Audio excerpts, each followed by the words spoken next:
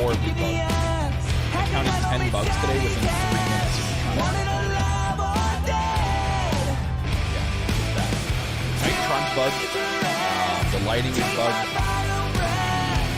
There's still bugs in there from last year. So basically, you can't put your own picture in the Titantron. You can only do the video. They'll let you do it. The Titantron moves all the time. You can only change the lighting on the side of the stage, not the front of the stage. You can't put pictures on the front of the barricade, only the corners.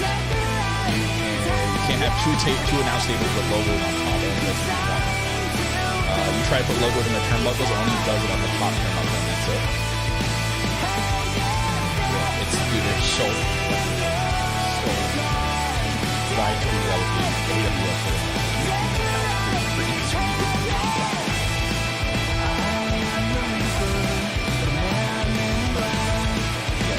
Bugs in there from last year.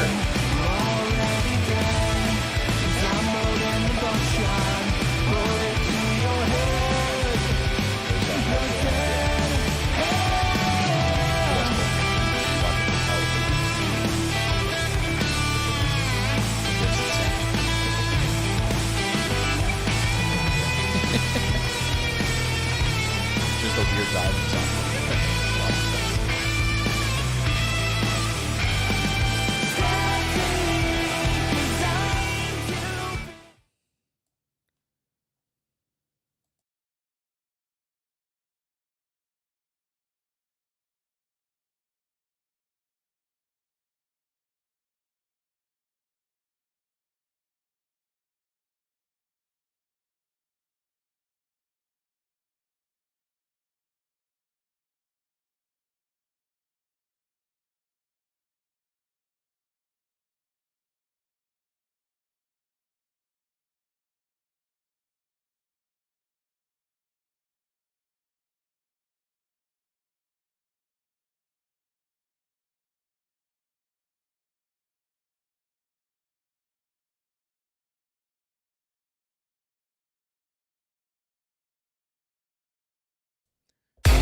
I want you to fire me! So, what do you guys want to talk about?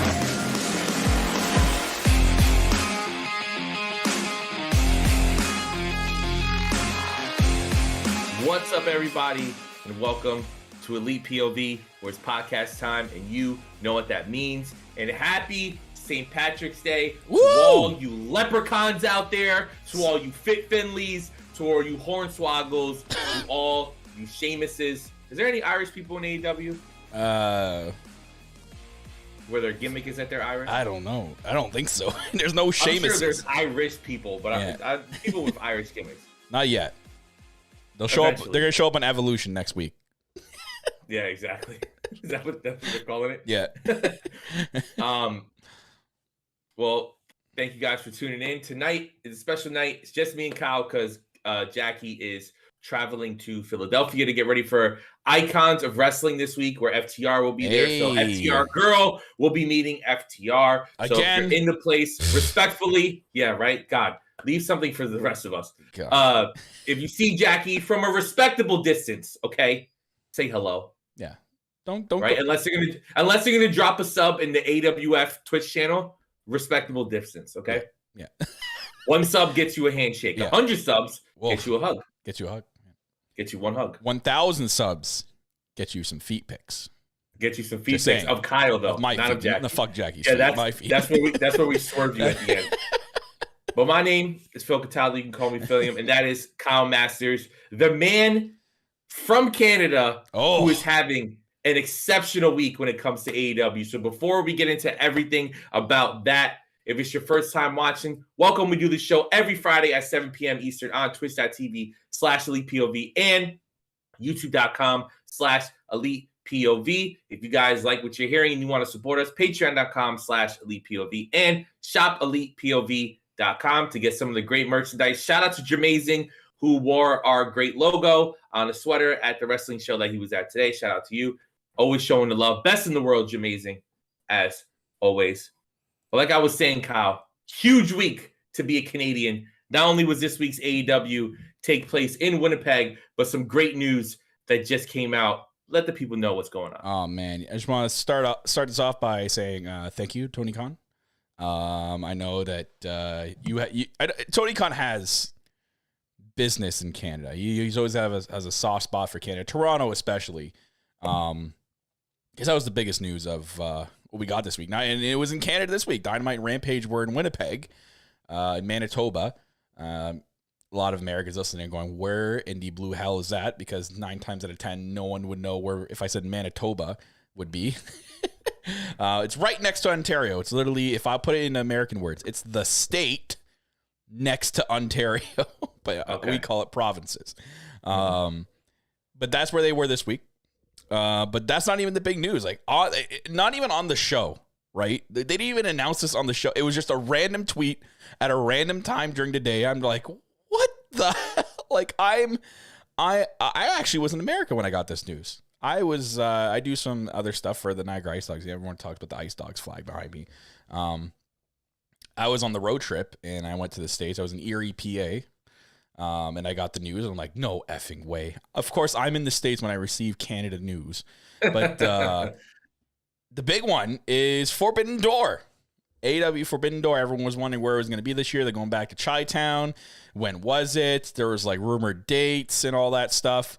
Well, where it's official, Sunday, June 25th on a Sunday. Oh, why? Couldn't have been a Saturday, but Sunday, June 25th, 7 p.m. is the bell time. It'll be in Toronto, Ontario, Canada, at the Scotiabank Arena, where the Maple Leafs play. It's at least my team. So tickets go on sale on March 24th. But actually, that's next Friday. But that was huge. Don't you love how they do that? Oh. Every wrestling company, right? And this is we got a lot of good news to talk about. I want to rant. Let's rant a little bit. Okay? Oh, you know, rant. I'm tired. Should we get Ant on the line? Yeah, exactly. Get his permission. Yeah. So whether it's wrestling shows, concerts, right? I just got Halsey tickets. Why do they all work the same way? It's like nothing exists, and then all of a sudden it's like, hey, I'm going on tour, or hey, there's a wrestling show coming and tickets come on sale in 2 days. You're like, hold on a second. I just got hype about the news. I didn't even have time to save up money. Like, what the fuck is happening right now? I absolutely hate that. It was like, I'm shocked it wasn't today. The tickets were released. And bro, I got a text message. All right, so I'm more than just a mark in wrestling. I'm also a mark for like specific artists. Becky G, obviously, if you guys follow me on Twitter, we fight the good fight, right? Everybody's being a little racist, little bitch coming at my girl Becky G. All right. So I gotta stand up, throw hands when I gotta throw hands, right? But I love Halsey. She's my favorite singer. I'm signed up to her like community text chain thing for free, whatever. So I get text messages from like her fan account sometimes. And it was like, I'm doing a show in Newark. That's for Jackie. I'm doing a show in Newark, Jersey. Newark. I love that place. Coming up. So get your tickets on sale Wednesday. And I'm like, fuck. So it's like the same thing with AEW. It's like tickets go on sale next week. Like, shit. And not only that, at the same exact time that they release Forbidden Door, going to be June 25th in Toronto, tickets on sale next Friday, they also released this big, giant Canadian massive 6-show summer Canadian tour, kicking off with the return of Forbidden Door in Toronto. Now I'm going to read the press release here. After selling out the Coca-Cola Coliseum in minutes for AEW's Toronto debut, I was there last October, Scotiabank Center will play host to the Forbidden Door pay-per-view. That's where Dynamite was originally supposed to be, at the Scotiabank Center. So Sunday, June 25th, marking the second iteration of the groundbreaking event that pits the best and brightest talent for both AEW and the New Japan Pro Wrestling rosters against one another. Tickets for Forbidden Door go on sale next Friday. From there, AEW forays into Canada continues with a number of market debuts and marquee events. Literally, the Wednesday after this pay-per-view, they're literally going like up the road to Hamilton for Dynamite and Rampage. So not only that I got to buy tickets for Forbidden Door, I got to buy tickets for Hamilton. Yep. For that day as well, where they're going to tape Dynamite and Rampage. So So sign up to patreon.com/Elite POV. We're going to fund this Canadian adventure, this road trip that Kyle has to go on to hit all these provinces. See, Kyle, you like that? Hit all these provinces to go to all these shows. And we're making a vlog out of it. I don't think I'm going to go to all of them because some of them are like in the western part of Canada, which is far. Listen, we've heard the stories, all right? You, Edge, Christian, Rhino on a ice lake, a frozen lake, to go to an indie show, right? You've heard that story before, right? This is like, it's like you going from where you are to like Montana is like the distance from here to like one of those events. We'll fund it. Patreon.com/ElitePOV. Drop us up. Anyway, so fun Kyle's trip. We got 1 week to do it though. That's the thing. So that's Wednesday, June 28th. It's going to be in Hamilton. And July 25th, it's going to be at the Rogers Place. This is where the Edmonton Oilers play, the hockey team in Edmonton, Alberta. Wednesday, July 12th. So this week, the July 12th and 14th, they're separating Dynamite and Rampage. So Rampage is going to be live that week. Dynamite is going to be at the Saskatoon Center in Saskatoon, Saskatchewan, which is like literally the middle state of Canada. If you went to Canada and you went from left to right and you met up in the middle, Saskatchewan. And Saskatchewan is like the flattest province ever. You could be on one side and the other and you could wave at each other. It's that flat.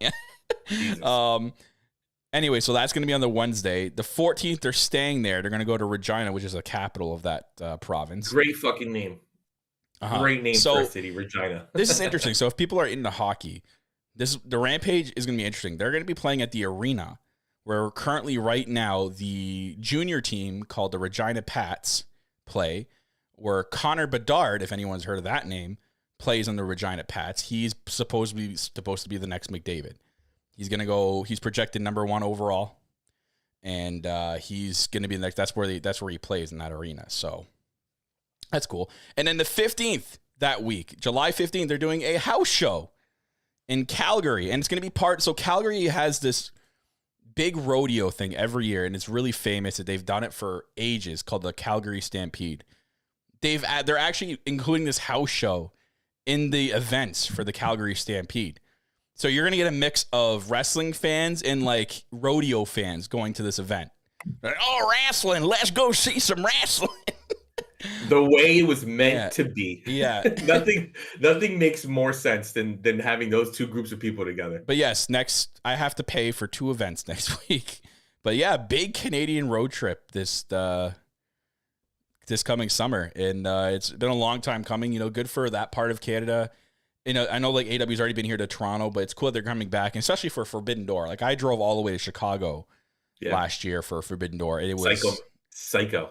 And it was the worst too because I had a wedding the night before, and the Sunday that the event was at, I drove from 6 a.m. here to Chicago, still obliterated from the wedding, to watch this event. And internationally, drinking and driving. Now I don't. Now I'm going to be able to drive 45 minutes up the highway to go see this. So I'm not going to go that great? far. Yeah, that's almost like us in the tri-state area that gets AEW shows every like 2 months. You know what I mean? No, I get it's almost like us. Okay. Oh man, but I'm excited. Yeah, I'm pretty sure Canada's excited. It's going to be a good testing ground also for Tony Khan for that part of Canada, right? Because like WWE barely goes to that part of Canada either. When WWE comes to Canada, they come to like Ottawa, Toronto, Montreal, sometimes Vancouver, but they stick to like those 3 first cities all the time. They barely go out west, so it'll be interesting to see what kind of draw they get, especially for like the Dynamites and Rampages that they're going out there for. So we'll see. But I'm excited, especially I'm more excited for Forbidden Door because who knows what we're gonna get there? Are we gonna get obviously the initial conversations are Mercedes Moné. So is she going to be part of New Japan? This kind of ties into like other news, and it's not really AEW news, but like it was said today, coincidentally, that she has no other days of New Japan planned after her second April match. There's no other plans dated or scheduled for. So some people are like, is she going back? Like, is she going back? Some people are like, oh, or is she just going to be a free agent and go to another company? Like, yeah, Mercedes Moné, Kenny Omega. Book it, Forbidden Door. That's where we want it. Yep. They're going to do it. What I want. Watch them do it. Phil, if they do it, we have the ultimate props of putting that match in the universe. because we've been saying it on the show for like months. We got Buddy and Kenny. It was in the trios match, but we got it. Okay, we got it twice. Yeah, we got it last night too, or 2 nights ago. Yeah, but yeah, it's gonna be a fun time. It's cool that they're starting to go to these other places, right? You know, Carrie's texting me while you were saying the Canadian stuff, and it's like announced the UK show already, right? But she said by the time the UK show comes, people are gonna be millionaires. They've been saving up for like a year.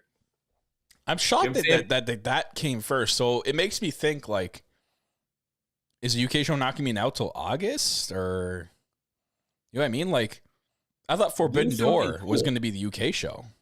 It makes the most sense because you could bring in anybody from anywhere. So wherever you're getting a star, you could bring in Okada. Like if you do in Fulham Stadium, right? Yeah.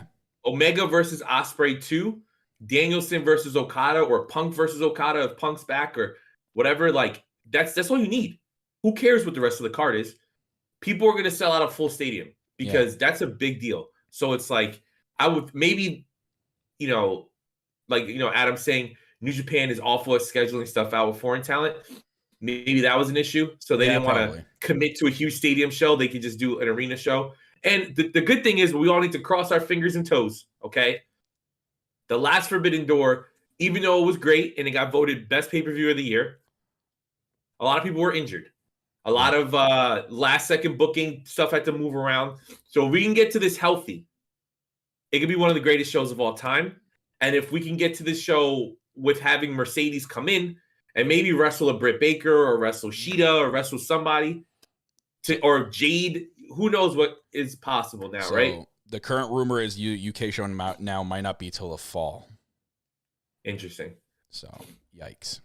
You know what? If you're going to push it and make them wait, and if it's going to be the fall, make Full Gear in UK. Yeah, give them a pay-per-view. Give them Full Gear, because they deserve that at that point. So give them a pay-per-view, 100%. But yeah, other 2 bits of Canadian news. We have a re-debut and a full-on debut. We have, of course, we saw Taya Valkyrie make her debut in the Jade segment, which we'll talk about later. Yeah, she has her debut match tonight, actually, on Rampage. Yes, her debut match on Rampage tonight, which is really cool. Definitely want to check that out. And the one that touched all our hearts, that made us also very happy. His figure's up there. I'm too lazy to get up and go get it. Stu Grayson officially back. We know he had the match. I thought it was going to be a one-off, but Stu Grayson from the Dark Order officially back in AEW. First man ever, man, woman, or whatever, ever, to get the again under is now All Elite. Yeah. Oh yeah. So that's really cool. Yeah, again. I thought that was a joke one at first. I thought that was like a fan-made one, but it came from like the official account. I'm like, oh, okay. That's real. That's really cool. So first person ever to get 2 graphics. Yeah. I'm so happy that he's back. Hopefully this means that they push him and Uno as a tag team. I think Uno's had an exceptional last couple of weeks, last month. I know he does great work for them on AEW games. So it'd be nice to kind of, push Dark Order the way that they were supposed to be pushed. So Freeman, what about Omega Okada 3? I think it's like Omega Okada 5. It'd be 5. 5? They wrestled 3 times at Wrestle Kingdom.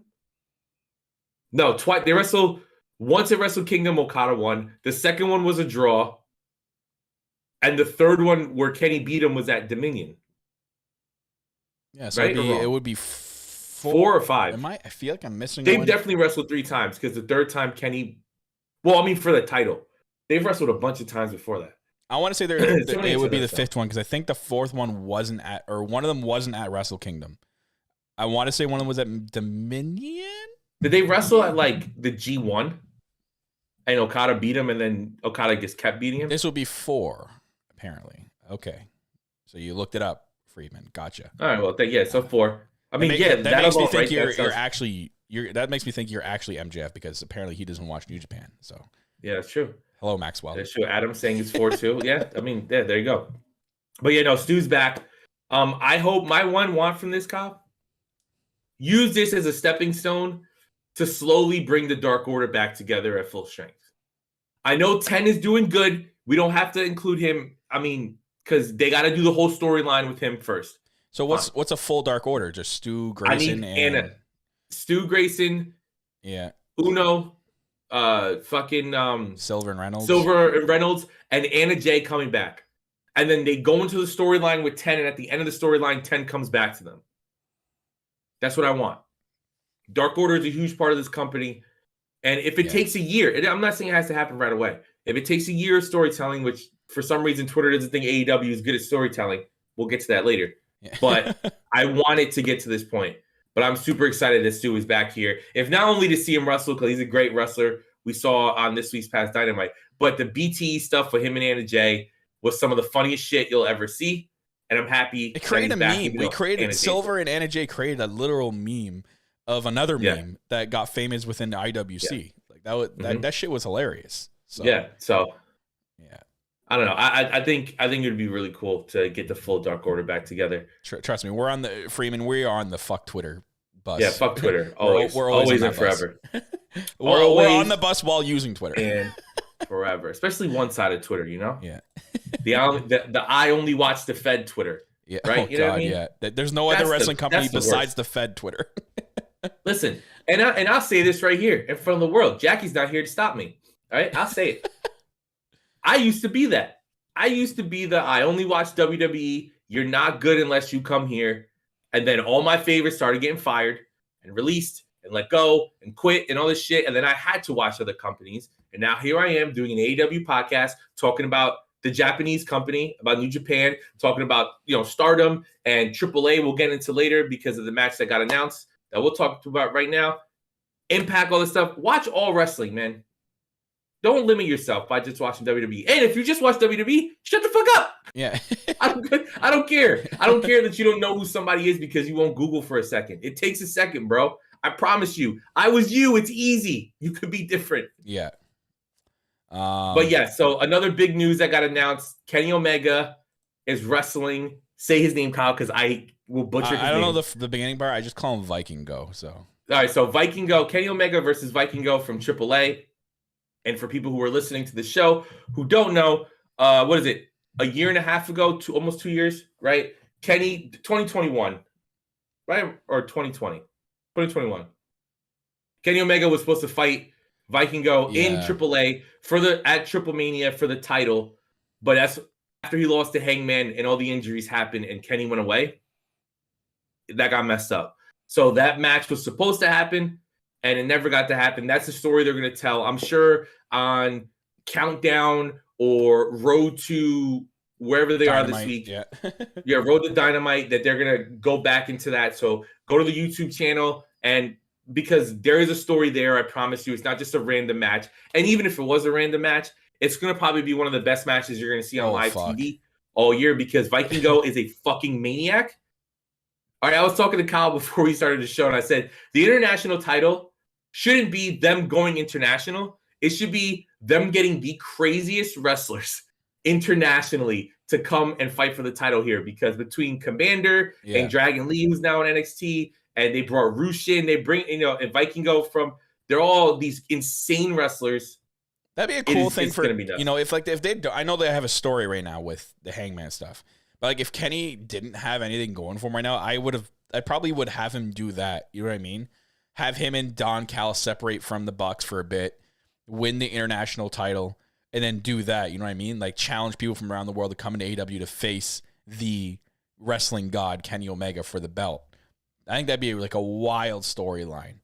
But even Adam in the chat saying Viking Go gonna melt a couple of minds. Like, yeah, if you haven't seen any clips of this guy, do yourself a favor. Just go watch some highlight packages, and he is absolutely mind blowing. It's gonna be nuts. You're gonna be on a plane during that. Oof, man, you're gonna have to go. You know what? Don't even watch it on the plane. Just wait till you land and you can get good connection, and you can sit there and watch and just appreciate the. Yeah, please. We don't want you watching on a plane like this. Oh wow, that was great. Like here up on your headboard. Yeah, you get the full experience, and that's for everybody. Like don't watch it on the go. Make sure you're sitting down and watching like a masterpiece that we're gonna get next week. Oh, it's gonna be tremendous. So Carrie texted me bringing up a good point about Forbidden Door. The later they wait, they're getting into football season for them. So August starts it, and then if they do Full Gear in November, that's the middle of football season. So, Yeah. like, that's a big deal in the UK. So, obviously, soccer to us, but football to them. So, it's like, are they going to be able to book stadiums? Or whatever venue if they do something? Unless he's going to, like, talk to the league and be like, no, Fulham FC is away the whole month of November. Yeah, please. All on the road. Please. Give us all road games. He goes to the UK. He does like a meet and greet for you guys. You guys definitely deserve to have like a full AEW experience. So you could meet all these wrestlers. I know some of them, like Carrie was talking about how she just bought tickets for Adam Cole, Britt Baker, Jamie Hayter, and FTR going over there for like a Comic-Con. Oh, nice. In the UK. So that's awesome. I'm happy for her. Super excited. She gets to meet Jamie Hayter. I still haven't. Kyle has. Oh, yeah. She's awesome. She's fucking amazing. Such a great person. Yeah, big week for Canada. And let's get into some AEW, unless there's more news to talk about. Oh, there's little bits here and there. And then we can get into Dynamite. So yeah, go. This has to do with this week's Dynamite. But so if anyone's wondering, Saraya did get legitimately fined. And apparently talent are also being discouraged from taking certain shots at fans in the crowd. Apparently Saraya was reportedly fined for line she delivered during her promo this week. As seen, if you've seen the show, I love what their name's called, the Outcast, by the way. We'll get into that. They knocked the fans, and like weeks before, they called out the neckbeards, with Saraya delivering a line how she doesn't expect anything less from a bunch of neckbeard stinky twats. And then the middle finger, which, I watched it. I'm like, I didn't have a problem with it, but maybe it's probably a network thing. You know what I mean? Like, twat's probably something that the network probably discourages, and it is what it is. I'm sure she's accepted that fine, and she tweeted about it, right? And she tweeted about it like not pissed off. She also tweeted about it in character almost, because she did the one hashtag Outcast. Mm-hmm. So like, at least she's not like bitching and complaining about it. It is what it is. Listen, she's speaking nothing but the truth. Have you ever been to a wrestling show? Motherfuckers stink. Motherfuckers got neck beards, and motherfuckers are twats. That line is said by like every UK person every other sentence. Yeah. Mm-hmm. So whatever. With TBS can eat a dick, Dallas. Okay, they can eat 2 dicks. Okay, not one. Like, they eat 2. 2 dicks, bro. They eat 2 dicks. All right. But because it's like MJF is allowed to say this shit. MJF would be fucking going MJF nuts. Was worse. MJF said some worse shit out there. And he's probably gotten fined too. But like, people just can't. It's fun. If anything, it adds to the characters, right? I'm more speaking towards the people that are commenting. It's like, oh, you shouldn't say that on TV. Like the fucking. Stop being bitches, bro. Yeah, we know what side. Again, we talked about that side of the fan base that are loud sometimes. But anyways. Okay. It is what it is. She got fined. We move on. WWE guy 2681 with Roman Reigns like this in their bio. Yeah. The one since day one. Since day one. Even though I wore a Roman Reigns vest at WrestleMania 33 and motherfuckers was booing me so much. Yeah. This is kind of exciting. So Jay White is apparently 50-50. I thought he'd be like 100% Fed bound. And he's like, yeah, let's go Fed. Let's go WWE. Let me go get some WWE money. But apparently he's 50-50 right now with WrestleMania approaching. So this is going to be interesting. It was said that both WWE and AEW were pursuing and negotiating with White. And a source very close to Jay White said right now he's at a 50-50 proposition with regarding who he will sign with. So he's 30 years old. Right now just finished his contract with New Japan. So going into the prime of his career right now. So listen, Jay, if I can call you Jay, right? Mr. White. Mr. Right? White. That kind of sounds like Mr. White from Breaking Bad. Mr. J. Right, Heisenberg Jay White. Yeah. All right, if I could speak to you directly for a second, because of course I know you watch this show every week, right? Just like Sammy and Ty watch the show. Who the hell would have thought that? Big TK fan. Clearly watches the show. Jay White, right? Fan of the show. Yeah, Jay White, big fan of the show. Yeah. I want you to think about this, okay? Okay, I want you to think about this. You can go to WWE and maybe you're AJ Styles. Maybe you're the 1 in a million and they treat you with respect and you get WrestleMania matches and you get to fight John Cena, which would be Roman Reigns now. You get to fight Roman Reigns. Father Vince sees you that way. Maybe you get everything they promise you, okay? But there's a 9 out of 10 chance you're not. and they're gonna fucking ruin your character. They're gonna call you White Jay. They're gonna make you Just come out like they call you White or just Jay. Whitey. And you know Whitey what? No, Jay, there's a Jay Uso, Whitey so you Jason. can't be that. Yeah, you're right. Whitey Jason. Yeah. And they're gonna make you, I don't know, have this stupid ass gimmick and be dumb. Or you can come to AEW and do this Bullet Club thing that they're doing with Juice Robinson, and we can have a lot of fun. Maybe you and Adam Cole get together, Bullet Club forms. I don't know, I'm just saying. You would be a huge deal in AEW right off the bat. You don't have to go to fucking NXT and fight fucking slippery Sammy Summers for the North American title, okay? Or be on Level Up and try to level up your career, but really that show you're not leveling up anything. You're leveling up Be on fucking 105 Live. Yeah. I don't want to hear it. Or Whitey J, man. I want you in AEW, please. Or you can have a great He was already in Impact 6-month long feud with Veer Mahan on main event. That sounds enticing to me. Just saying. Yeah. I mean, clearly, they treat Nakamura so well over there. Yeah, so well. So well, right? Just remember, Jay White, at the end of the day, you are not Omos. Yeah. So you're not getting a Lesnar match. You can come to AEW and have banger and create maybe a really great story with Adam Cole. Yep. With some history there. Or... And Lord knows Adam Cole needs some help because Bobby Fish has lost his fucking mind. He ain't going nowhere. or you can go face Veer, one or the other. Or you face Veer. Or Jinder Mahal. He's there doing whatever with a bike, I guess. Jinder Mahal. He's a WWE Mahal. champion. He's Biker Mahal. He's a WWE champion. He's Harley Davidson. He's Harley Davidson Mahal now. Jinder Mahal held that belt longer than Big E. Yeah. And Kofi Kingston. He's now endorsed the Chuck Palumbo gimmick, and he's become Chuck Palumbo Mahal. Oh my god. The worst. Anyways, but yeah, it'll be interesting to see where he chooses. We'll see. And if he chooses the Fed, he for sure will be either at Mania or one in a million chance. He might be the next AJ Styles there. Yeah. We don't want to downplay it, but he's probably not. Yeah. And apparently there's some people that don't want to be here. I guess if anyone's wondering, that Darby Allin line that he dropped on this week's show, it was said by Meltzer. There's a few people that actually there that don't want to be there, and sources have leaked it to be Andrade El Idolo and Miro. Andrade, at this point, for me at least, you guys can have your opinions. He's a lost cause. I wouldn't care if they released him tomorrow. And it sucks because I'm a huge Andrade fan, or I was a huge Andrade fan when he was in NXT. Listen, bro, I don't knock you. Your wife's in WWE. They treat her well. Triple H, quotation marks for people listening on podcasts, is empowered, quotation marks. Yeah. So maybe you feel like it'll be better when you go back.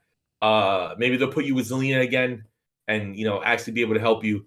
But does he just feel like Miro, but I'm sorry, like does he feel like because Charlotte is does he feel like he should get the Charlotte treatment here? Like he should be like above everybody else? Like, you know what I mean? Like, listen, it's the other people in his faction. He had some bad luck. But like the other people in his faction stuck it out, right? And it's working for them. But he had some bad luck in the beginning, right? People didn't like the Vicky stuff. Then people didn't, it was clearly probably going to be Flair. Then the Flair stuff comes out with the Dark Side of the Ring. And there's a bunch of things that happen. He gets hurt. All this stuff is happening. But it's like, if you would have just stuck it out, all these great matches that Rush is having would have been the matches that Andrade was having. Because Andrade was the leader and the focal point of that group. Yeah, the Matt Hardy storyline that he was in was absolute dog shit. So that does suck. It was. But if you stick it out and have faith, whatever. But the one thing that I'm upset about is Miro, because I feel really bad for him because this dude came in here. They let him be him. He got super over. Even with the whole like best man gimmick, people didn't like it. I thought it was okay just to show his personality. And then the Redeemer stuff comes, and it was some of the best stuff he's ever done. The fans absolutely loved it. But then, we hear reports. We don't know if they're true, but we hear reports that Miro was supposed to be involved with something at Full Gear. He didn't want to lose, so he declined it, and that he has not been used since. Yeah. So, like, that sucks that, like, hey, one idea, and then that's it. When there's plenty of room, right? We'll talk about it later. Jeff fucking Jarrett's all over this goddamn show every week. That could be Miro. I would rather it be Miro, but I don't know. Miro, I'll be sad to go, but Andrade can go. Yeah. It's fine. It just feels like it's fine. Andrade won't even be the best Andrade in WWE anymore because that's Santos Escobar. Yeah, it's just it's weird how like there's a certain persona they put with the same type of person that comes into the company every time. I'm gonna leave it at that. But speaking of over there, this was funny. This is not news. This is just I saw this and I had a good chuckle, so I wanted to read on the show.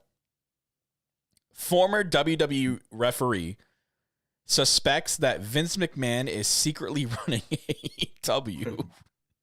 So during a mailbag segment, former referee Nick Patrick, if anyone remembers Nick Patrick, he was like the crooked ref all the time. If anyone remembers specifically, he was the crooked ref that came down. Remember when Sting debuted in WWE? There's that ref that came in late, Triple H was waving at to come in, and right before he hit 2, Sting debuted in WWE at Survivor Series. Mm-hmm. That ref, he's Nick Patrick. I'm pretty sure that's Nick Patrick. Could be wrong. Anyways, Nick Patrick. Or no, I think I am wrong. Anyways, he says, I'm one of those old conspiracy theory guys. I always think Vince McMahon is sitting behind every damn thing, and I'm usually right. I'm just a conspiracy theory guy. He may be running the thing, but he knows everything that's going on, and there are other ways to control them. I think it's a work rivalry, honestly, but it's controlled inner office work rivalry. With this idea, or with this deal, at least they got separate companies. They can keep appearance of separate companies and separate owners. If they're going to control it, that's the way to do it. I read this, I'm like, that is like, I need to know what you were smoking before you decided to go on your show and say that. That's ridiculous. But like, you think Vince is running both things, and it basically saying that this persona of two different people running both companies differently is just a facade to show that there's just two different companies. To Adam in the chat, Nick Patrick thinks Vince sent Russo to destroy WCW too. He's batshit. Yeah. I saw that and I couldn't help but laugh that he thinks that Vince is running AEW. No, he's not. Listen, it's 2023, bro. At this point, anything's possible. Quickly, AEW fan favorite Danhausen did suffer an injury at Revolution. Unfortunately, he did tear his pec. Mm-hmm. So we've seen torn pec injuries take people out for a long time. So hopefully he does. Yeah, Cody was just out for what, 8 months? Yeah. So Danhausen, unfortunately, he's going to be out for a bit. I'm sure they'll still use him in a non-physical role when he's able to be out of a sling and stuff. So he won't be unless he's John Cena. He'll be back in 3 months. Yeah, remember that? He should come out dressed like John Cena at that point. Oh my God. Yeah, right? When he comes back. Yeah. That sucks. So wishes to Danhausen, because people he had a fun match at Revolution, and he's a huge fan base and sells a lot of merch. So that seems to be important to some people. So that's really, really cool. But enough with the news. Let's get into Dynamite this week. And I want to start off with the main event, the most important thing to talk about. We get this triple threat trios match. The Elite, Kenny Omega gets a monster hometown reception. Crowds chanting Kenny. Absolutely beautiful moment.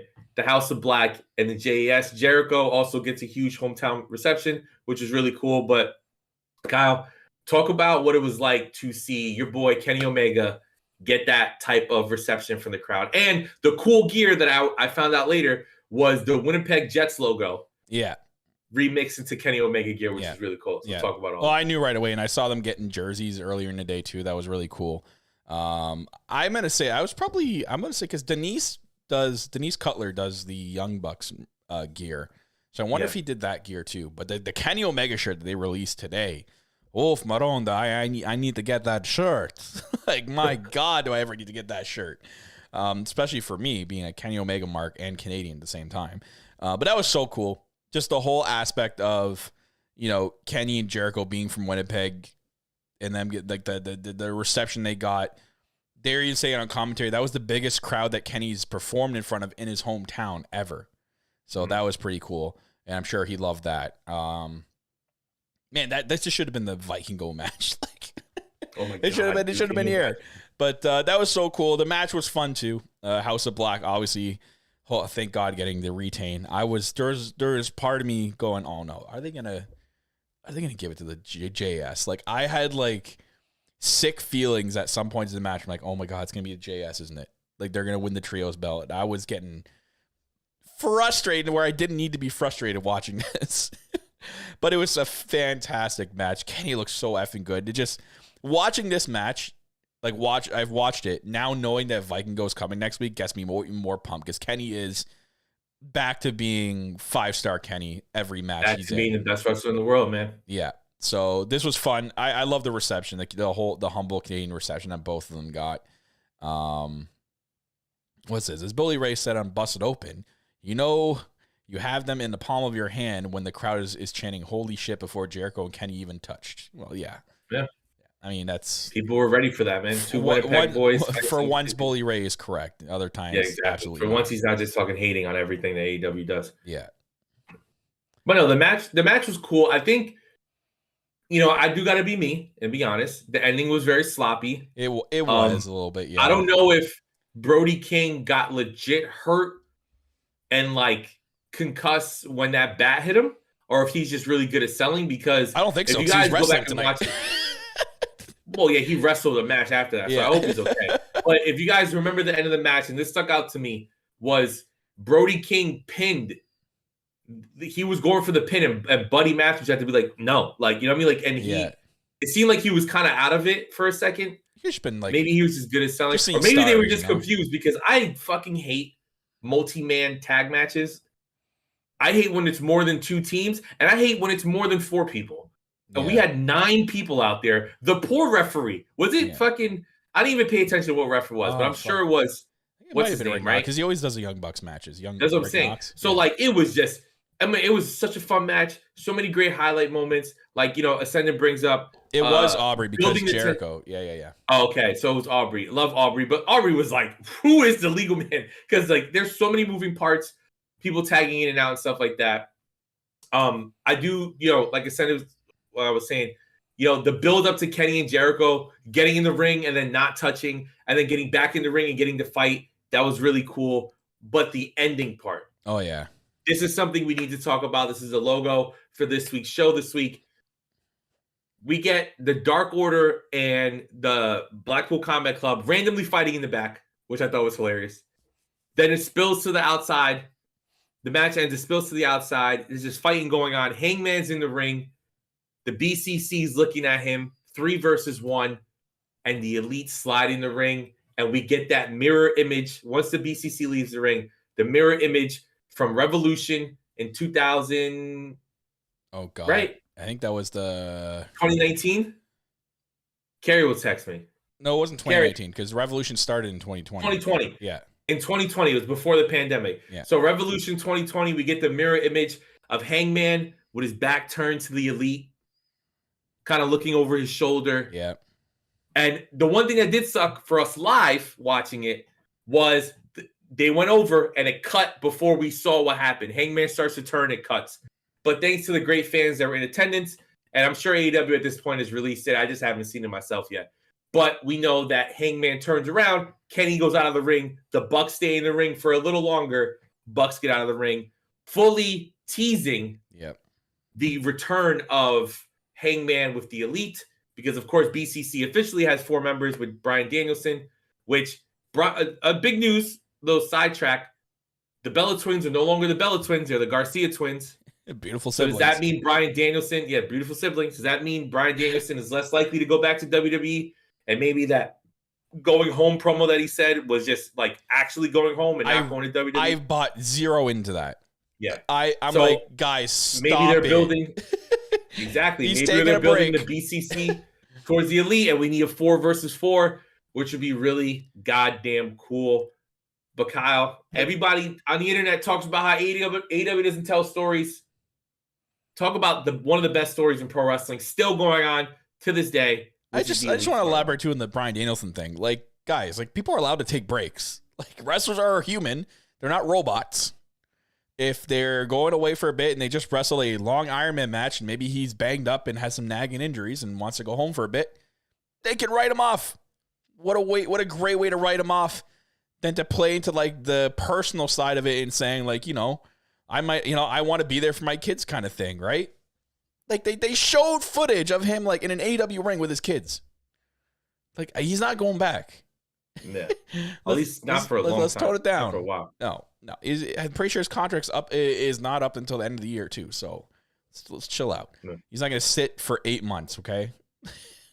Exactly. Anyways, back to this story. One of the greatest stories, Untold, that I put, because it's not fully told yet. Yep. This has been going on before AEW with the Bucks and Hangman and the Elite and Hangman. This has been one of the longest stories. Like it's for the hardcore AEW fans. Obviously, the casuals are like, "Oh, what the hell is going on?" Well, once they learn, if you do learn and watch, it's pretty cool because this story has been going on for a long, long time. And it's cool that they mirrored that exact pose, and they knew what they were doing, and even that stuff happening after. So it's also interesting that Kenny got out first. Like that's also, I also see that as something like, and the Bucks hesitating, like So I saw people online saying that's because when the Bucks made up with Hangman, Kenny was gone.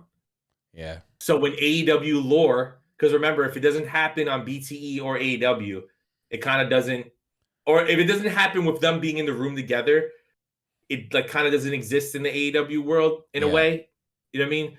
So Kenny being off the road and like in his fucking healing chamber, his Dragon Ball Z healing chamber to come back stronger than ever, he missed the makeup. Why do I feel like, I mean, they could go a lot of different ways with this, right? They could.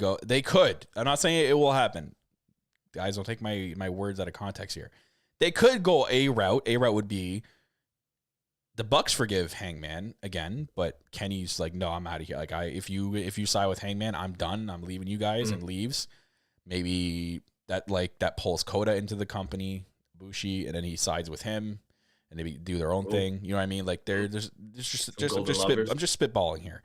Another way is he does forgive Hangman. Maybe they do like a Coda, not a Coda thing with Hangman, but you know, they could do a really cool moment where like Hangman or Kenny does finally forgives Hangman. There's a hug moment and it's really emotional, something like that, which would be cool as well.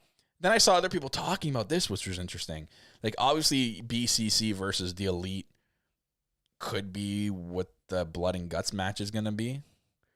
They're like saying, what if it's not like the BCC need a fourth member? They go to get Brian. No one can get a hold of him. And, they need another member. And that's how they bring back CM Punk. And he joins the BCC. And because there's the tie there with the Elite, with the brawl out. You're tying some other knot. You're tying some other knots here. Here's a thought. What if it's not blood and guts? What if it's either a stadium stampede? Oh, yeah. Or it's Double or Nothing. Yeah. Or what did they do last year at Double or Nothing? Anarchy in the Arena. Yeah. Because the BCC keep fighting Hangman in the Dark Order all through the building. Maybe this is their way of doing that match again. I'm just saying it doesn't have to be a blood and guts because I'm pretty sure the women are getting blood and guts. And then like you were saying, Kyle, it's probably going to have to be on a Dynamite just because of the setup. And Dynamite's only 2 hours. Yeah. So they're going to do 2 blood and guts matches because they're hour-long matches. Yeah, that's true. And Adam, I don't think that Punk would join. Like he would be a member of the BCC, but they go out and they get a member. Because clearly now they're heels for what they're doing. They're fully turned right now, the BCC. Yeah. And what better heelish thing to do than to go seek out Punk? And what if this is a good way to yes, Carrie, fuck Punk then now forever. To bring him back, as a heel too, because of the stuff with the Elite, right? And that they would play into that and make that story. It's just interesting. So Carrie texted me. Yeah. And people were saying this in the chat. Kenny also doesn't know about the nod that Matt gave Hangman. Yeah, the nod. And people were saying that in the chat. But also Don Callis is a Thanos in this story. He controls Kenny. Yeah. So that might be the way to do what you were talking about to get Kenny away from them, maybe. And Don Callis, whatever. Maybe people are that's what I mean. They can go a lot of different ways here, and we're not going to know until it plays out, which is great. That's what makes a great story like that. I hate if the story is very, very predictable.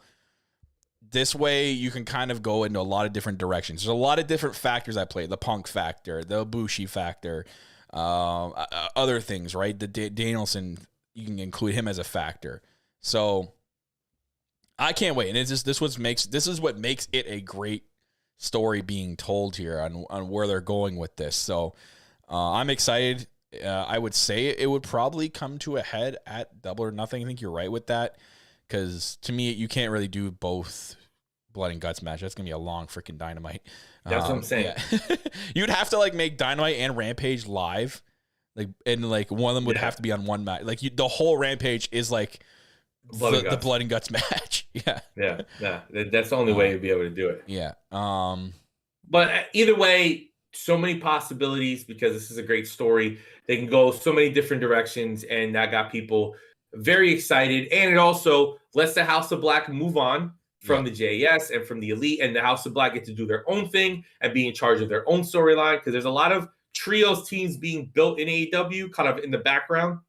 House of Black can do a lot of fun stuff. I just hope this means that we still get House of Black on TV every week, like we got Elite on TV every week when they were trios champs. So I really need them to do, I know AEW Watch, I really need them to do a story with a tag team that maybe turns into a trios team, and they try to convert one of the members of the team that leads to the trios match. You know what I mean? I need them to do a storyline like that. I want to see where Malachi Black be's the person that he's portraying much more than what we're seeing. You know what I mean? Like we're seeing a lot less spitting of that stuff in people's faces. A lot less trying to recruit and turn people over to the House of Black and represent the House of Black. I want to see the House of Black do this now with a team. Maybe try to convert one of the members of a trios team to come over. Yeah. Mm-hmm. And that leads into a feud with those the 3-on-3. Yeah. I need to see something like that. Something fun. Yeah. Do it with the Dark Order. It's perfect. Yeah, that too. Because they could be like, you think you have control of the darkness, but like you're clowns or whatever. And they could there's 4 members right now, so they could pick 3 of them. Yeah. And then they try to convert one of them, right? Yeah. Convert Stu. He just came back. Yeah. What if that'd be fun? That'd be great, right? If they try to convert Stu, and maybe Stu gets sprayed and he's not fully converted yet. Yeah. And he's kind of torn apart between both teams. There you go. We just gave you a great story. Exactly. That would be sick. That would be dope. So I hope that they do something like that. I think that's what they need to do, right? That's what they need to do with House of Black. You can't just put them into another feud where they're just doing wrestling matches. Like House of Black they have a specific character. You can't just come out portrayed as the House of Black if you're not going to do House of Black things. Exactly. But let them be the leaders. Yeah. In the storyline. Like the same way when you were like in a feud with the Elite. You know what I mean? That's how it is. But another cool segment that happened last night, of course, is the opening segment, which I think, yet again, just like this Elite and Hangman storyline is, in my opinion, for the day one AEW fans who were there for the pillar talk, who were there to watch all 4 of the men that were in the ring, including Britt Baker. I saw a lot of people online talking about how Britt Baker is the 5th pillar. I 100% agree. Yeah. But seeing these 4 men in the ring grow into the stars that one of them became, and the 3 are becoming as we speak. So we get MJF doing the bar mitzvah segment, which is pure comedy gold, right? It's the funniest thing in the world when it's like when you get to see the people ran down the chair. I was fucking, oh my God. I was howling. And they're holding him up. Yeah. Oh, dude, so funny. Absolutely hilarious, right? And then we get MJF cutting a promo, or we get him on the chair. Jungle Boy comes out. So you're like, oh, this is really cool. Jungle Boy just beat Christian. He buried him. Yeah. He final burialed him right out of the company probably. And so I'm sorry, off topic. If Christian doesn't come back with the Edge thing and the Hell in a Cell match with a coffin coming from out of the ground, popping up, dude, please, up, it's got to pop up. Same outfit, yeah. It'll be fucking. And he's delusional. He's like, "Where am I? What is this?" He pops up like Rey Mysterio out of the casket, But so we get Jungle Boy, which you're like, oh, cool. Jungle Boy versus MJF. If you guys remember, they had a match before and it was fucking excellent. So, hey, to see them fight again is great. Then we get Sammy Guevara coming out. And then you're like, oh, wait, maybe they're doing the 4 pillars. Like all 4 of them are going to come out. And then, of course, without missing a beat, Darby Allin walks out. And we get all 4 men in their own corners. And each one of them, including MJF, cuts exceptional promos. And I just want to shout out two people specifically. We know MJF isn't the best promo in wrestling, and we've heard Sammy cut great promos before. This is nothing new to them. You're going to call me crazy, but Gina. Yeah, you think I'll be crazy, but Regina. We should have said that during that segment. Oh, yeah. We missed the opportunity. Damn it.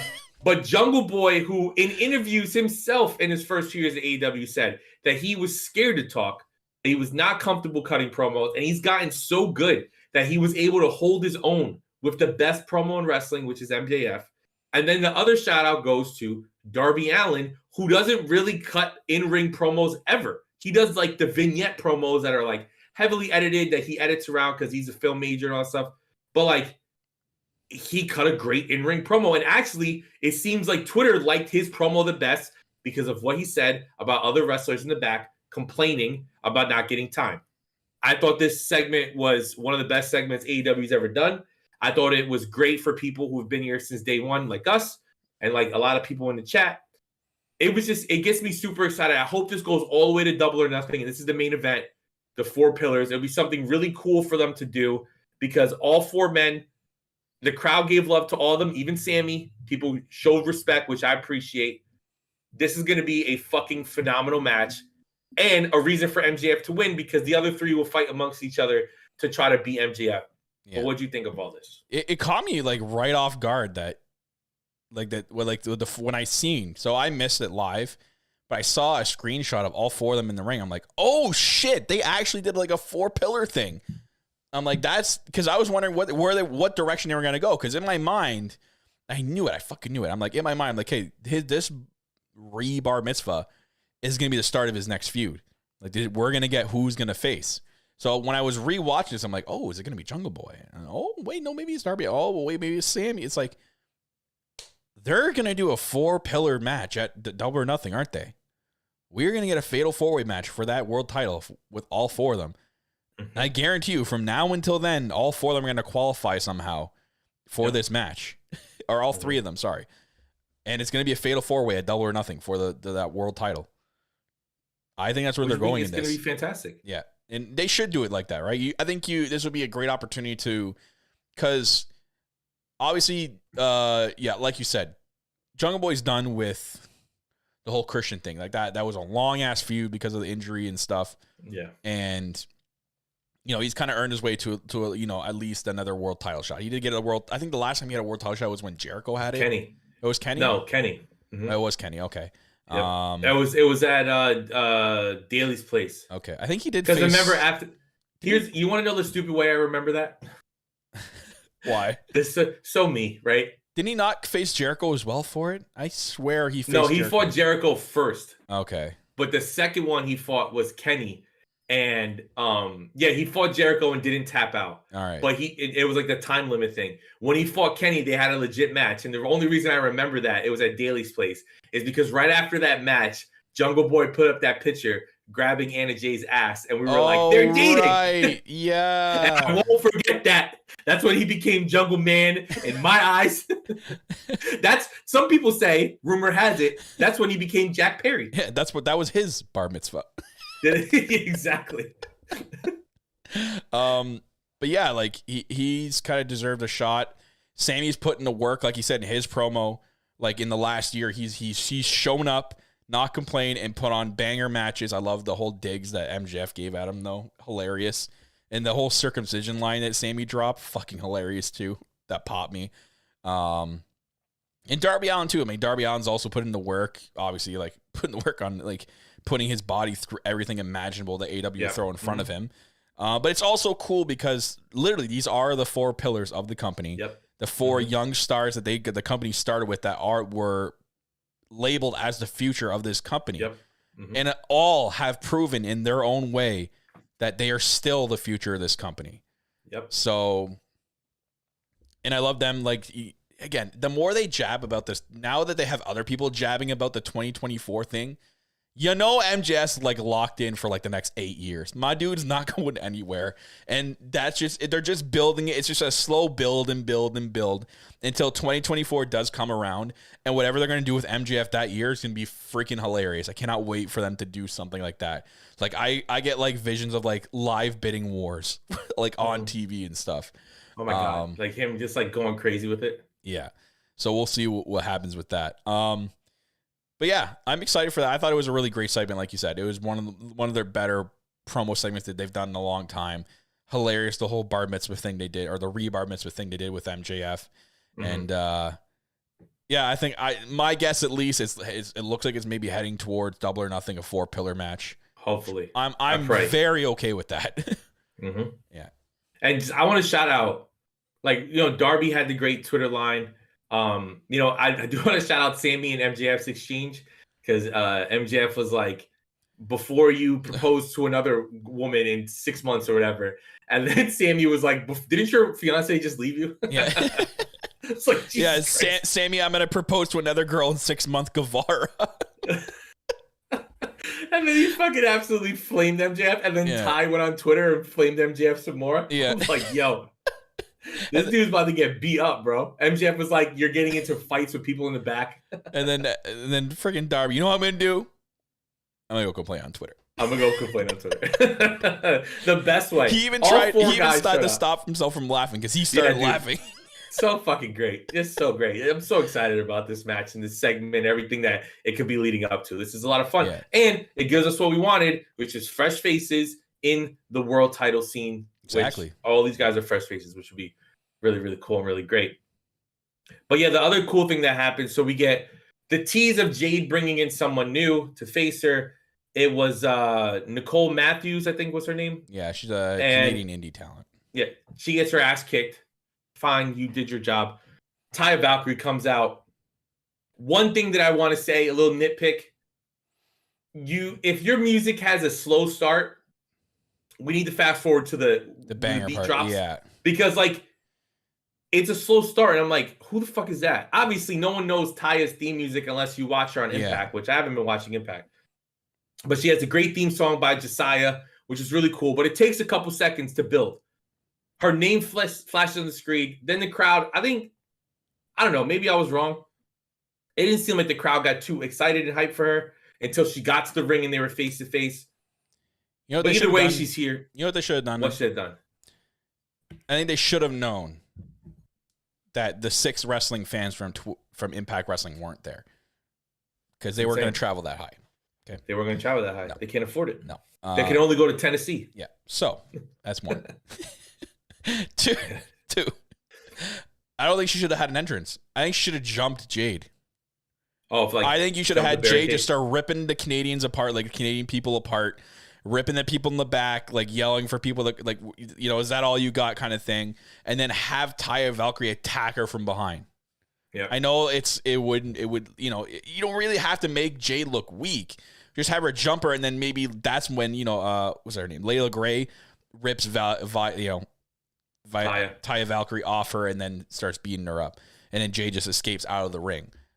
I kind of feel like maybe they should have gone that direction, especially like at least me. I know like I'm a person that's good with ears. If I'm sitting there back there in production and I hear Taya's theme, I'm like, oof, I don't think this is a good idea with the crowd if the theme starts off this slow. Maybe speed it up to like what you said, to that part. Yep. At the same time, be like, or what we can do is have her jump Jade, because the crowd is going to see someone running towards the ring in the crowd, and the crowd's going to be like, oh shit, who's jumping her? You know what I mean? Yeah. You could have had her in a hood maybe, and maybe not fully dressed like that, like running through the crowd, jumping the barricade, and running towards the ring, because that creates people going, oh shit, like people get anticipated, and there's that anticipation noise, and then jumping Jade and then revealing it's Taya. I mean, either way stuff. People can argue even that way is like, oh, but what if, you get the same thing. People just don't know who really Taya is. Yeah. Right? This is possible. I mean, but the one thing that people need to realize, and this is where you're going to have to Google stuff. I'm sorry, people. You're going to have to look it up. Taya is a very well-accomplished wrestler, especially in Mexico. Like the Huera Loca stuff, she has ties with Penta and Phoenix. And I really hope they do some on-screen stuff with them, or maybe put them in a stable together. That'd be really cool to have that. She's a great wrestler. A lot of groups. I've seen a couple of matches. She's a fantastic wrestler. She was here before, like really briefly. I remember she was here for like a brief moment before. Or am I wrong? In AEW, you're wrong. Okay. Maybe she was at All In. I want to say she was here for a brief moment. Nah, she wasn't in AEW. I don't think so. But because when AEW really started to pick off, she was in NXT. Okay. As Frankie Monet. Ugh. What the fuck is that? But oh, maybe I'm remembering her going to the Fed very briefly. Yeah, she was in NXT for a little bit. Yeah. And then I think it was the Fed. She went there, and then that's when Triple H got sick. So she had nothing going on because they could give two fucks about her since she's like this indie darling. But yeah, like I said, she has a great career in Mexico. She's a multi-time champion all over the world.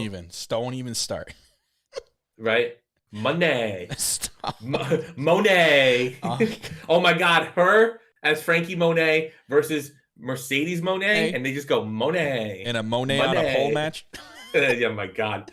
And a loser changes their theme song match. Oh, please. But no, so I hope they present her as this like legit competitor, which AEW does. They're really great at presenting these foreign stars. Even though she's from Canada, she built her career in Mexico. So I hope that they're able to kind of showcase all that she does. And a lot of the women there are excited to bring her in. We saw Thunder Rosa tweeting about it. We saw Deanna and Rosemary and everybody tweeting about her leaving Impact and how excited they were for her in the future. So this is going to be really, really cool. Yeah. Who else did they hire from Winnipeg? Stu? The coach. Oh, Sarah Stock. Sarita. Yes. So the other quick thing we could talk about. So I don't know a lot about her. Me either, to be honest. Social media was saying, and this could be false, but it could be true also. They were saying that Sarah Stock, a.k.a. Sarita, was responsible for a lot of the training that the women went through in the Performance Center. Oh, really? And we've seen how great that talent has been for WWE. All the women coming out of the Performance Center for the NXT on the main roster. So this is really cool. It seems like that's cool. Finally, they're taking this women's division serious. Now we can just get a second match on the show. But the cool thing this week, and this is how we can transition to this, we get a second women's segment in the ring. If you're not going to give us a second match, because you have to book 48 tag matches on the shows, we get it. Give us an in-ring promo segment. Exactly. Shout out to Kylie at the Tag Talk, right? Yep. Gives her a lot of stuff to talk about. Yeah, that's what we're talking about. But we get an in-ring segment, which makes people take it more serious. They take these female feuds way more serious. We see the Outcast come out. Paige drops the great line calling people twats. Yep. We love it. We're a big fan of it. Big fan. Please, no TK, fines. That Outcast logo was fucking sick. Put that shit on a shirt because I want it. I know everybody hates the spray paint gimmick. I like it. I think it's fucking great. You hate it. At least they're doing something. At least they're doing something. They're not stuck on Elevation just wrestling Bimbo Jones from the city they're in. You know? Bimbo Jones. Yeah. That's great.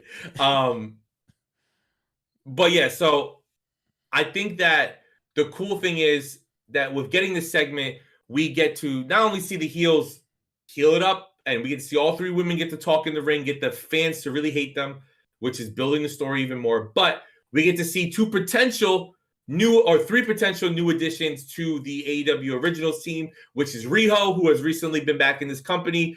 And little side note, and this is coming from me, I've never been the biggest Riho fan, but if you're on social media hating on Riho to the point where she had to deactivate her Twitter, you can get these fucking hands too, bro. Bro, do we know you? I don't want to say his name because I hate saying his effing name. It's that fan base of that. You know, thank you, fuck you, bye. That guy. Oh, it's his. It's his fan base. Oh, it's him because he hates on the Joshis all the time, and his little freaking army just go out like you. You type in that dude's name on Twitter, and his fan base is right there, just defending the shit that he says. And it's like a cult. It's a cult. They're literally a cult, and I guarantee you, it's all of them. We have to remember, right? And I know Mercedes Moné did a great job of honoring Hana at the New Japan show, Battle in the Valley, with the doing her entrance, wearing the gear and stuff. The Hana killed herself because of online bullying, right? That was only a few years ago. Let's not forget this. Another Joshi wrestler putting her through bullying for no reason, right? It's not like she's fighting fucking Jamie Hayter in a 60-minute Iron Man match.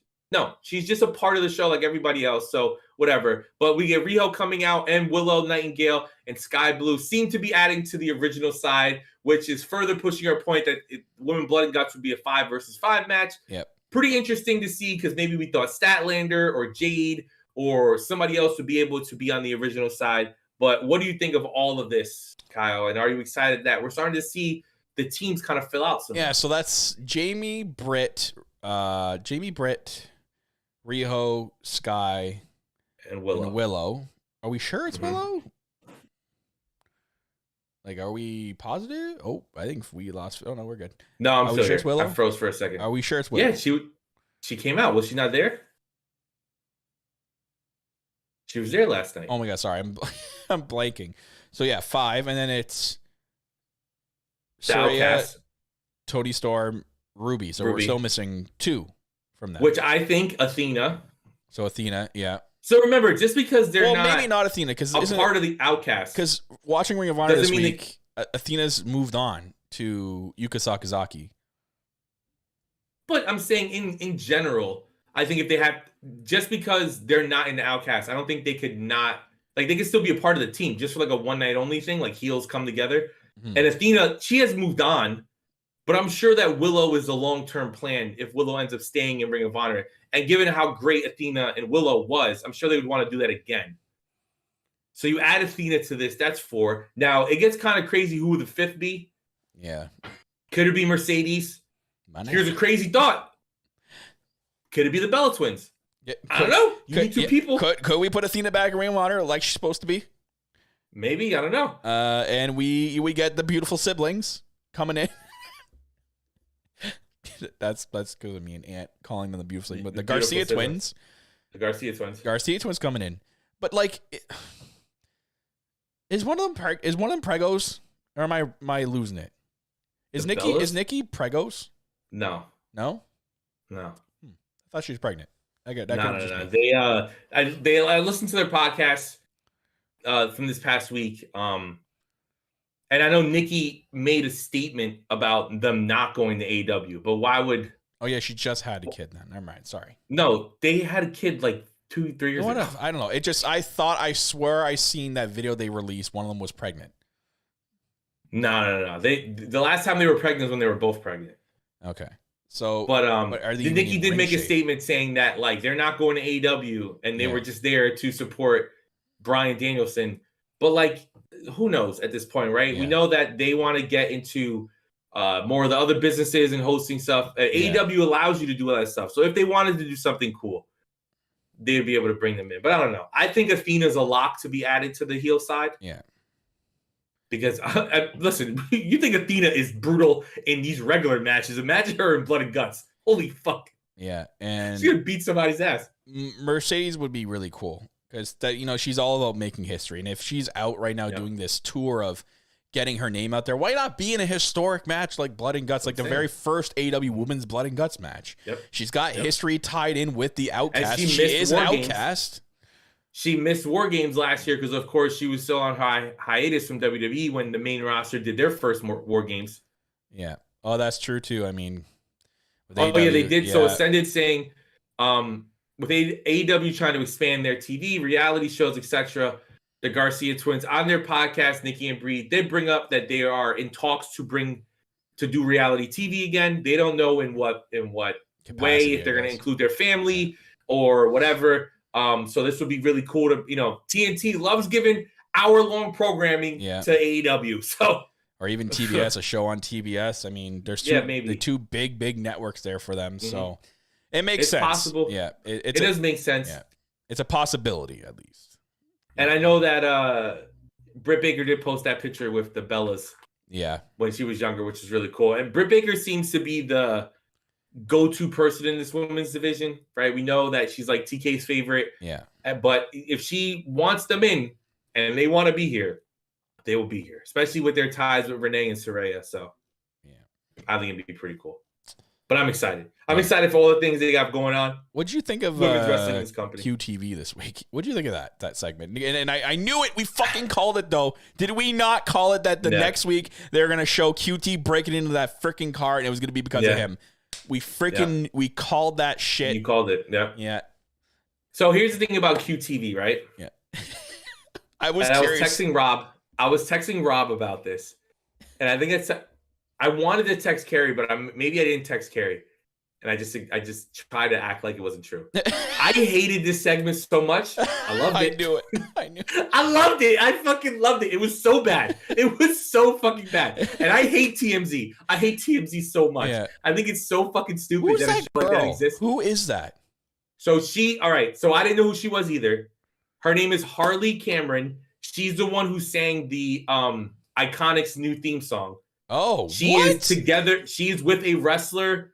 I think she's engaged or dating a wrestler in NXT. That like big dude. I forgot what his name. They changed his name. Like Braun Breaker. No, not Braun Breaker. That's Court. Yeah. But no, Harley Cameron. She's the one who sings what the fuck were they called in Impact? The Inspiration. She's the one who sings the Inspiration. Yeah. The Beautiful Friends. Yeah. She sings the Inspirations theme song. That's who she was. I don't know if this means that she's a personality in AEW now. I know a lot of the wrestlers were giving her props on social media because I do follow her. Yeah. I don't know. I think this segment was so dumb that it could work.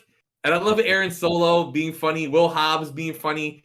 Like, I don't know. It's really cool. And it's a great way to get rid of the factory for now and kind of do this stuff. Thank God. Right? We needed factory was not hitting whatsoever. Like, they tried everything. Whatsoever. Yeah. And Cody's got his own factory now, so they can just stop at the factory. You know what I mean? Exactly.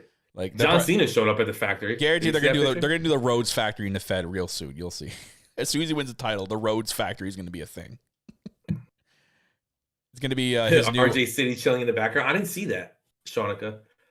Oh, RJ City's the best. I fucking love RJ City's the man. Yeah. But the absolute man. Yeah. Good. But yeah, so it was cool that they kind of like filled in, and then we gotta before we get out of here. Let's talk about it. All right, people. Oh wait, I totally forgot about I held off best enough. Match on the card. I held off enough, but we got to talk about it. Okay, we have to talk about it.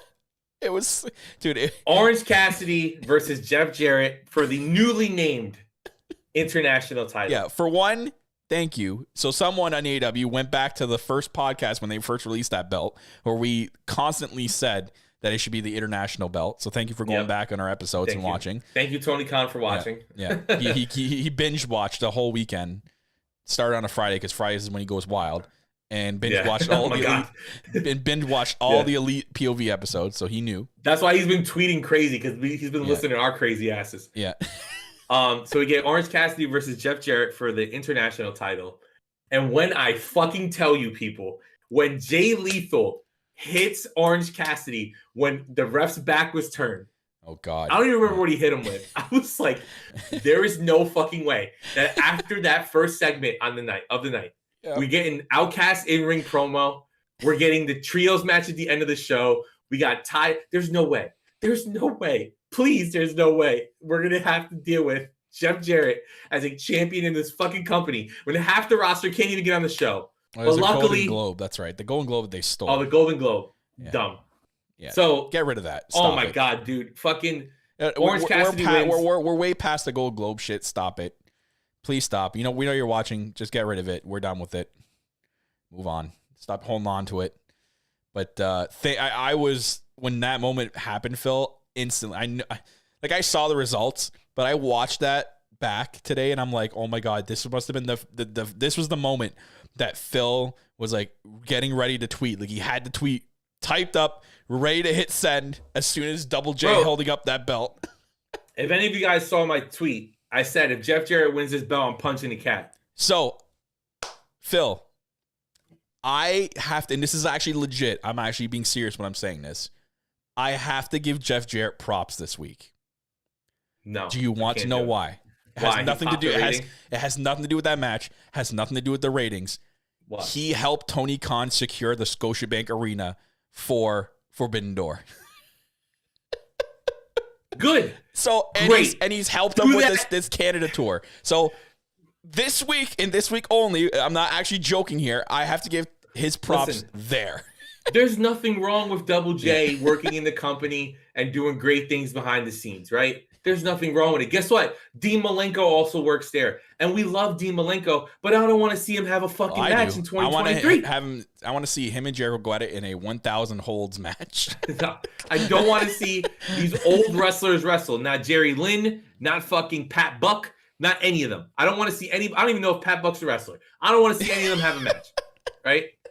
He might be. We'll put some trunks on him, and he could be. All right. I don't want to fucking see it. Okay. It's. I don't care. Fuck. Like Carrie says. Fuck props. Fuck Jeff Jarrett. Then now forever. Hey, right? He helped him. I can't. I have to give him props for getting Canada. Props for doing what he was fucking hired to do, but that's not to wrestle. That's good. Okay. I'm saying that could have been Kip Sabian. That could have been Swerve. That could have been Keith Lee. That could have been. Oh, I don't know. Ethan fucking Page, who said he was in the storyline to get Orange Cassidy's title. Did we forget that's what the firm wanted to do, was to win the titles? Like, can Ethan Page do this shit? He could have still lost. There's no problem with him losing, and it's in Canada. But no, we get Double J. Kill me. J-E double F J-A-R-E double T. The worst, bro. He was shit in WCW. He was shit in WWF. He's shit in TNA. He was shit. I know. I'm only kidding. I don't actually like it. No, listen. All props and love to Jeff Jarrett. You did what you were hired to do, and that's secure the venue. Thank you. Stay out of the fucking ring. Yeah. Can Butcher and Blade get a match on TV? Yeah. Or can Orange Cassidy start now? Because now we know when the Forbidden Door date is. Can you start like wrestling like people out of the company? It's an international belt now. Like if that belt is to, and that's what that belt was made for originally. It's to showcase like international talent, like the belt going somewhere to get defended, or people coming in from other countries to be defended, or him facing someone other than United States. In a match. Please. So that graphic isn't U.S. and U.S. Yeah, it's been U.S. versus U.S. like the last 8 months. It would be like, so right now the World Baseball Classic is happening, right? And the other night we saw Team Puerto Rico versus Team Dominican Republic. That would be like if AEW ran it. It'd be like Team California versus Team New York. Yeah, Team USA versus Team USA B. Yeah, exactly. The A team and the B team facing off against each other. I know, like, give me a break, bro. I mean, that's what it's going to be in women's soccer since they're so much better than everybody. Oh, God. No comment. It's ridiculous. But yeah, fun AEW this week. Rampage looks to be a lot of fun. The one match that is really cool, it's going to be 2.0 versus the Bollywood Boys. Yeah, they're getting a interesting match. It looks like there's a stipulation, but I can't see it. It's not letting me zoom in. But... So you got Matt Menard, Angelo Parker against the Bollywood Boys. You got Ty Valkyrie's in-ring debut for AEW. It's St. Patrick's Day Slam, by the way. Daniel Garcia versus Brody King. And then you have Powerhouse Hobbs versus Ray Phoenix. And the in-ring debut for the TNT Championship, I think. Of Taya. Yeah. Who's she gonna face? She's a baby face. Who can she face that's a heel in this company that always loses? Or Diamante. It's going to be Layla Gray. That's my guess. Probably Layla Gray. Ascended, who was it? He was there. Ascended, who was it? Yeah, Ascended. Who did Taya face? You don't have to worry about spoiling. It's okay. It's not going to spoil No one's staying up to watch that shit. We all know that Ty Valkyrie's going to win in her debut match. She ain't going to lose in her debut match, which would be hilarious if she did. But tell me it's Layla Gray. Tell me right now. Who was it? Yeah. Ascended, you're missing your moment. I skipped. You skipped out, bro. Hold on, let me look it up. You're gonna look it up. Looking up the Rampage spoilers. Rampage spoilers. I ain't watching that shit. Oh, you're gonna watch, man. It's a great show. What are you talking about? You're missing out on some great content. I shouldn't joke. I watch it too. But overall, it's a good Dynamite this week. I had fun watching it. So build towards Dubla or Nothing coming up in May, and now or Nothing, and now Forbidden Door too, which is thank God. So she doesn't face Layla Gray. She faces somebody named Eva Lawless. Oh, Jermaine beat you to it. Oh. Yeah. But it's Eva. Eva Jermisen, come on now. But thank you for wearing your hoodie at the show today. Appreciate that. Oh no, I know where House of Black is going next. No. I know where they're going next. It's not who we said. Maybe they'll scrap it after they listen to the show this week. Is it Kyle? JS? They give and they take it away, Kyle. They take it away from us. Let me guess. Fucking JS. Oh no, is it JS? Well, who's gonna be the third then? Would it be? All right, listen, I'm gonna say something crazy here. If it's Jericho in 2.0, I'm okay with it. All right, you think I'm crazy? Yeah, Vagina. It has to be Jericho in 2.0 because Sammy's going into the main event scene. Yeah, so I mean, it's about time that Jericho elevates those two. So, yeah. For the love of God, please. Ass o'clock. Can we get Ty back on TV? What's ass o'clock? Oh yeah. Oh fuck. Wait, because the March Madness is going on. Rampage airs whenever the last. Well, I'm watching it tomorrow then. Yeah, exactly. 11:30 Eastern. Nope. No watching way. It. Nope. I'll way, dude. I'll be. What's watching. that like? That's like noon in UK time. Carrie's gonna watch it. I'll on her be lunch fist break. deep in a bowl of popcorn watching a movie at that time. At 11:30. Yeah. I would have been till late, man. Scream 6 again, bro? Probably. Hell yeah, man. Yeah, this is going to slowly turn into a Scream podcast because I am fucking obsessed. Yeah. Okay? Patreon content coming soon. There you go. Yeah. We all scream for Tara Scream. and Sam. We all scream for Scream. Me and Kyle's official Scream podcast. No ice. Oh, man. Well, that's all we got for this week. Shout out to Jackie. We miss you. Oh, yeah, Jackie. Way to leave us. Yeah, way to leave us. Let the show go off the rails. I'm kidding. But we still went an hour and a half because we like to talk. Did we really? Yes. Oh, yeah. Almost. Look at that. Wow.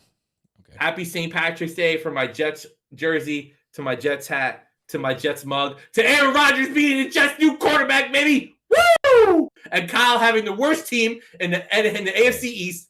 Woo! Probably. Let's go, baby. Unless Juju becomes like Randy Moss of like past. Bro, Juju ain't gonna become nothing, bro. He's gonna get knocked the fucking Belichick's gonna hate him. He likes to dance and do TikToks. Belichick's gonna kill him. Yeah, probably. All right, Juju is not a 5'9" wide receiver from some D3 school. Yeah, it's true. All right. So thank you guys for listening to another episode of Elite POV. Have a safe and happy St. Patrick's Day. Kiss all the leprechauns in your life. Eat some Lucky Charms before bed while you watch Scream 6 illegally on your computer. Thank you guys for watching. And remember, you don't need a Guinness to be Irish. See ya.